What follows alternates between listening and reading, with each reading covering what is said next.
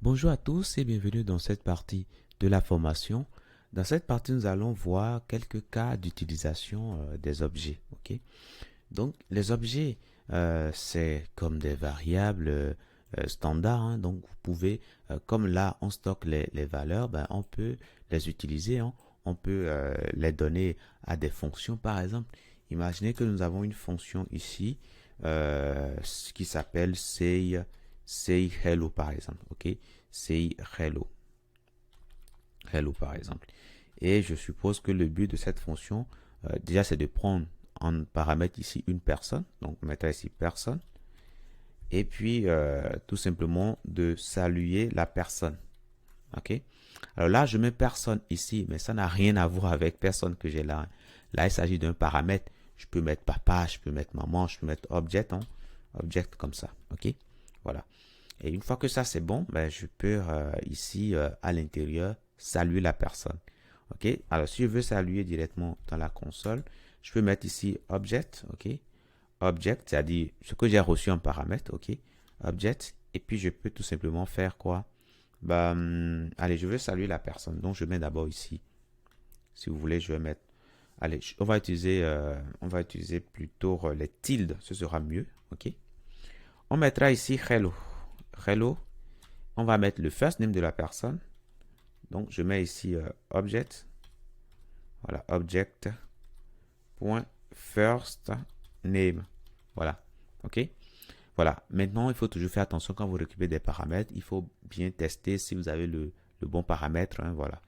Mais là, je suppose qu'on a le bon paramètre. Donc, si je reviens ici, par exemple, je reviens là. Et je cherche ici say hello. Et je lui donne par exemple un objet. Alors là, je ferme et à l'intérieur ici, ben, je vais lui donner un objet. OK? Et cet objet aura pour clé last name, ou plutôt first name. Attendez, on va voir.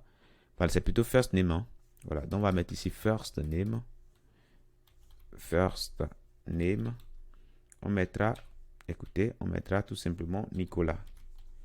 Nicolas, par exemple. Quand on fait ça, alors qu'est-ce qui se passe? Object is not defining.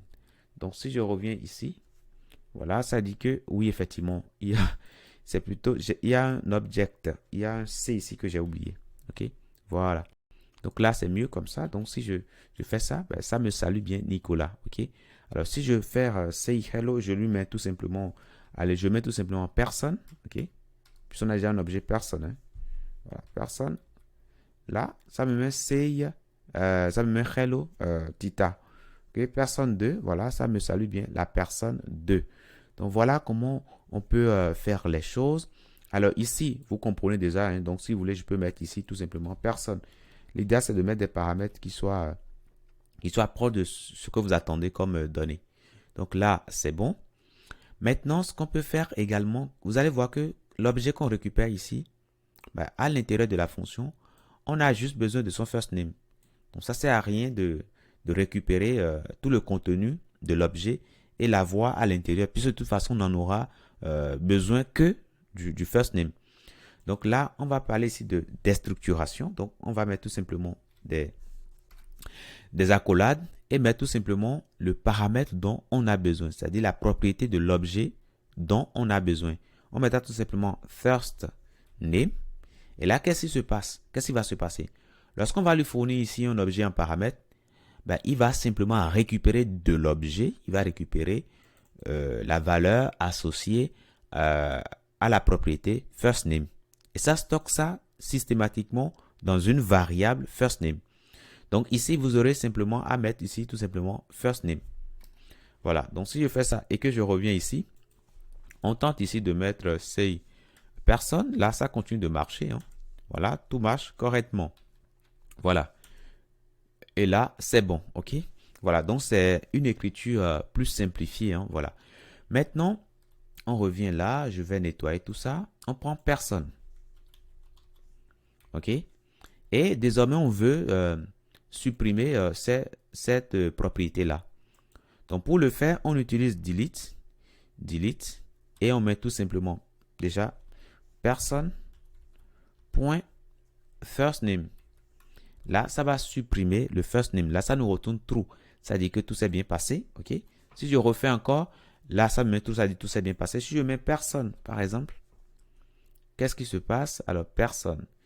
Là, je ne vois plus de first name dedans. Voilà. Donc, voilà comment on peut supprimer une propriété.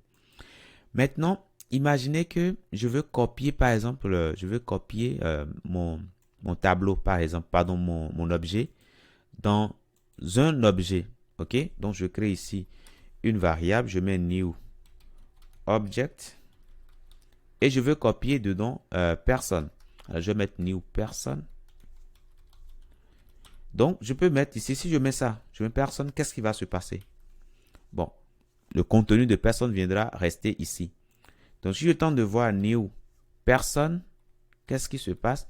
Je vois bien le contenu. Hein. Voilà, il n'y a pas de first name, c'est bon, c'est nickel. Maintenant, qu'est-ce qui va se passer si je tente d'ajouter ici un attribut, une propriété? First name, par exemple. Qu'est-ce qui va se passer? Alors là, je mets ici,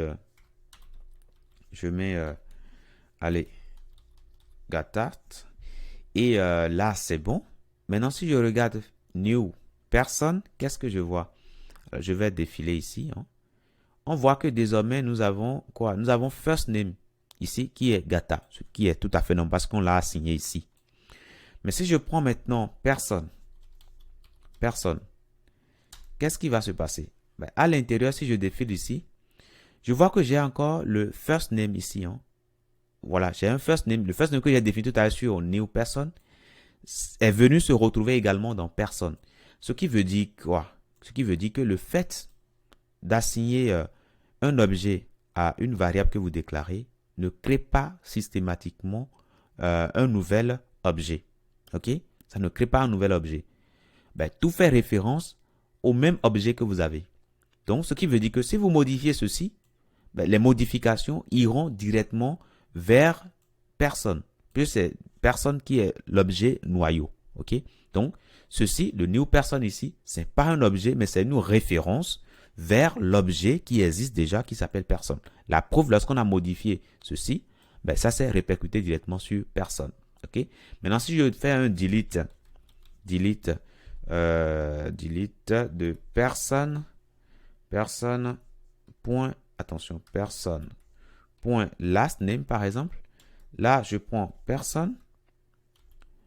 Je ne vois plus le last name, ok? Je prends new person également. Je ne vois plus le last name, ok?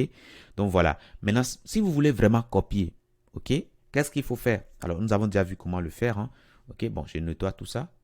Donc, je mets ici déjà mon var new person, et je vais tout simplement créer mon objet comme ça, ok?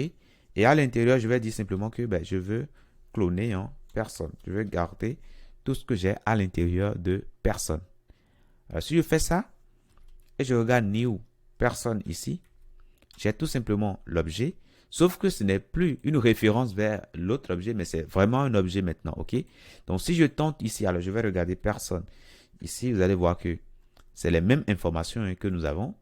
Maintenant, si je supprime quelque chose sur le new person, je fais un delete de new person, par exemple, je supprime par exemple, allez, je supprime l'adresse par exemple, hein, tout simplement. Là, c'est bon, je prends new person ici, new person, et je rentre dedans ici, qu'est-ce que je constate? Ben, il n'y a plus l'adresse, donc c'est bon. Maintenant, si je regarde personne, je fais entrer ici, qu'est-ce que je vois? Ben, je vois toujours l'adresse qui est sur personne. Ok? Je vois toujours l'adresse. Donc voilà, si vous voulez créer vraiment un nouvel objet, il faudra penser à utiliser cet opérateur-là, spread. Ok? Voilà. Par contre, si vous voulez simplement avoir juste un autre nom pour pouvoir manipuler le même objet, là, vous pouvez simplement assigner directement l'objet. Donc voilà pour ce que je tenais à vous dire dans cette partie. Hein. Je vous dis merci et à tout de suite dans la prochaine.